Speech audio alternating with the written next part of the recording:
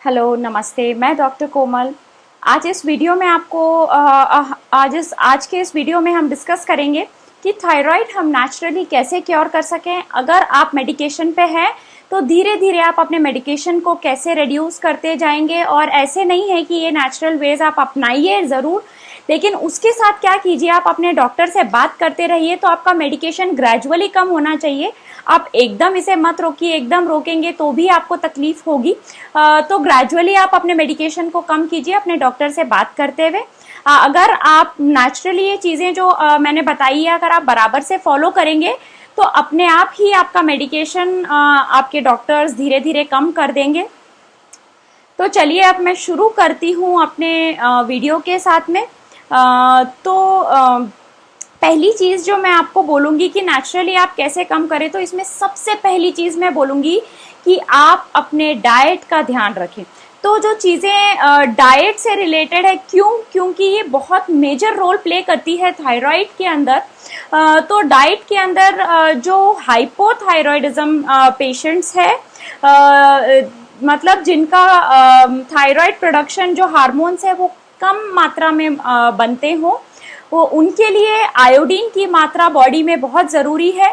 तो वो आप कैसे बढ़ाएं? आप आयोडाइज सॉल्ट ले सकते हैं, आप सी फूड्स ले सकते हैं, आप डेयरी ले सकते हैं। डेयरी में भी आयोडीन की मात्रा होती है, जैसे पनीर हो गया, चीज़ हो गया, योगर्ट हो गया। आप लो फैट ले सकते हैं, नो इश्यूज। उसके बाद के अंदर आप एग्स ले सकते हैं अगर आप नॉन वेजिटेरियंस है तो।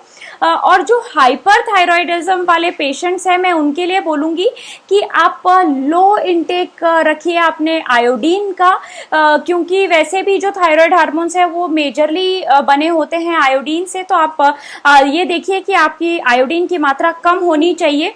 उसके बाद के अंदर जो मैं बोलूँगी कि वेजिटेबल्स की बात आती है। तो वेजिटेबल्स के अंदर देखिए, आप वैसे भी बहुत कम मात्रा के अंदर वेजिटेबल्स हम यूज़ करते हैं। जो क्रूसीफेरस वेजिटेबल्स जिसे हम बोलते हैं, जो थायराइड के लिए अच्छे नहीं होते। क्यों नहीं होते? क्योंकि जो वेजिटेबल जैसे हो गया आपके कैबेज हो गया, कॉलीफ्लावर हो गया, ब्रोकली हो गया, रेडिश हो गया, तो ये सारी चीज़ें अच्छी नहीं होती है, क्रूसीफेरस वेजिटेबल्स के अंदर आती है। क्यों? क्योंकि ये थायराइड हार्मोन प्रोडक्शन के अंदर इंटरफेयर करती है, आयोडीन को अब्जॉर्ब नहीं करने देती, इसीलिए इनकी मात्रा सही नहीं मानी जाती थायराइड पेशेंट्स के लिए। लेकिन हम इन्हें अगर कुक करके खाएंगे तो नो इश्यूज। रॉ कभी भी नहीं खाना जो थायराइड के पेशेंट्स हैं, आप इसे कुक करके खाइए अच्छे से। उसके बाद में वैसे भी इतनी कम मात्रा में हम ये लेते हैं तो नो इश्यूज, आप ले सकते हैं। उसके बाद में अब मैं बात करती हूँ दूसरी चीज़ के बारे में, जो है माइक्रो न्यूट्रिएंट्स या मिनरल्स जो थायराइड पेशेंट्स के लिए ज़रूरी होते हैं। उसके अंदर वो आप सप्लीमेंट्स के तौर पे ले सकते हैं, लेकिन मैं बोलूँगी कि आप नेचुरली उसे कंज्यूम करने की कोशिश करें, वो बेटर होगा। तो उसके अंदर आता है पहला सेलेनियम, जो आपको नट्स है, सीड्स, आलमंड्स में, फ्लैक्स सीड्स में पाया जाता है। जिंक की मात्रा आपके बॉडी में बराबर होनी चाहिए, जो आपको चिकन में, स्पिनच में, नट्स में मिल जाता है। आयरन है जो कैश्यूज में, ग्रीन वेजिटेबल्स में, पालक में, आपके दाल्स में आपको मिल जाता है। उसके बाद में जो हाइपोथायरॉयडिज्म के पेशेंट्स हैं, मैं बोलूँगी हाई इन प्रोटीन रखिए आपकी डाइट। तो उसके अंदर आप ले सकते हैं एग है, रेड मीट या मीट जो है आप हफ्ते में कुछ थोड़ी क्वांटिटी में आप ले सकते हैं। उसके बाद में दाल्स है, लेग्यूम्स है, डेयरी प्रोडक्ट्स है, ये सब आप ले सकते हैं। उसके बाद में कॉपर की मात्रा आपकी ठीक होनी चाहिए, जो आपको डार्क चॉकलेट में मिलता है, एस्परागस में मिलता है, पालक में मिलता है। तो ये सब चीज़ें आप रख सकते हैं। उसके बाद में विटामिन डी आपका एक्यूरेट होना चाहिए, जिसका डायरेक्ट कनेक्शन होता है थायराइड से। तो ऐसे नहीं है बिना टेस्ट कराए आप सीधा विटामिन डी ले लेंगे। इसकी अगर मात्रा विटामिन डी की बढ़ने से भी टॉक्सिसिटी होती है बॉडी में, तो आप एक बार अपना विटामिन डी टेस्ट कराइए। अगर एक्यूरेट नहीं है तो आप इसके सप्लीमेंट्स ले सकते हैं, नहीं तो 15-20 मिनट आप धूप में बैठेंगे तो एक दिन का विटामिन डी सफिशिएंट आपको मिल जाएगा। उसके बाद में ओमेगा 3 बहुत बड़ा रोल प्ले करता है थायराइड के अंदर। तो ये मिलता है फिश के अंदर, वॉलनट्स में, फ्लैक्सीड्स में। विटामिन ए है, विटामिन बी है, तो विटामिन ए के अंदर आप ले सकते हैं कैरेट्स है, एग्स है। और जो विटामिन बी है वो सेसमे सीड्स में मिल जाएगा आपको, मटर में मिल जाएगा, पीज में मिल जाएगा, फैट्स, गुड फैट्स बहुत बड़ा रोल प्ले करते हैं। तो अच्छे फैट्स मस्ट है, मैं बोलूँगी थायराइड में इंक्लूड करना। तो जो अच्छे फैट्स, जो गुड फैट्स है वो है, आप ले सकते हैं कोकोनट ऑयल ले सकते हैं, घी ले सकते हैं। आपके प्रोबायोटिक्स बहुत अच्छे से आपको लेना है, ये बहुत बड़ा रोल प्ले करता है आपके गट हेल्थ को इम्प्रूव करने में, और उससे आपके थायराइड बहुत अच्छा रिजल्ट दिखाता है थायराइड के ऊपर भी। दूसरा मैं बात करूंगी exercise. Exercise is a must. आपको हैवी वर्कआउट्स नहीं करने हैं जो थायराइड पेशेंट्स है। क्यों?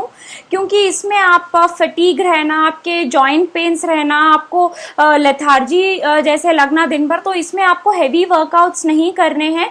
लेकिन 15 to 20 मिनट्स आपको पर डे के लिए निकालना है, आपके बॉडी को रेगुलेट करना है, सेडेंट्री नहीं रखना।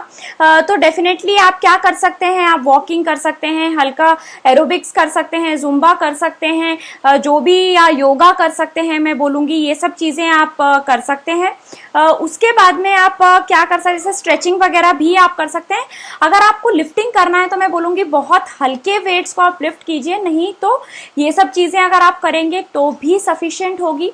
उसके बाद में 6 to 7 hours of minimum sleep आपको लेनी है। ये टाइम होता है जब हमारी बॉडी रिपेयर करती है, हमारे ग्लैंड्स को हम रिपेयर होने का मौका देते हैं। तो definitely 6 to 7 hours of sound sleep लीजिए। शुगर को आपको मैं बोलूँगी कि अगर आप थायराइड से सफ़र करते हैं तो आप शुगर इनटेक का कम कीजिए, स्वीट्स को कम कीजिए।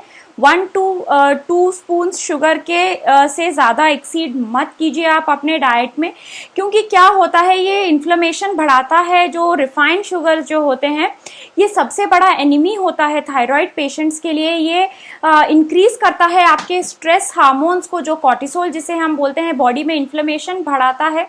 तो इसके जगह पे आप अगर आप शुगर नहीं लेते तो आप जैगरी से सब्सटीट्यूट कर सकते हैं, जिसे गुड़ बोलते हैं हम। उसके बाद में ये चीज़ें मैंने आपको बताई, ये 5 पॉइंट्स आपको ध्यान रखने हैं नेचुरली थायराइड क्योर करने में। यहाँ एक छोटे से टिप के साथ में अब मैं वीडियो एंड करूंगी। तो मेरा ये छोटा सा टिप ये था कि गुड फैट्स जो है, आप कोकोनट ऑयल या घी 1 स्पून लीजिए, उसके अंदर आप आधा स्पून हल्दी लीजिए, उसमें आप कुछ पेपर पाउडर लीजिए, इसे मिलाइए और खाली पेट आप सुबह में डेली लीजिए, और देखिए आपको कितने अच्छे रिजल्ट्स मिलते हैं। अब ये टिप के साथ में मैं अपना ये वीडियो एंड करूंगी। जब तक मैं दूसरे वीडियो के साथ में आती हूँ, जय हिंद।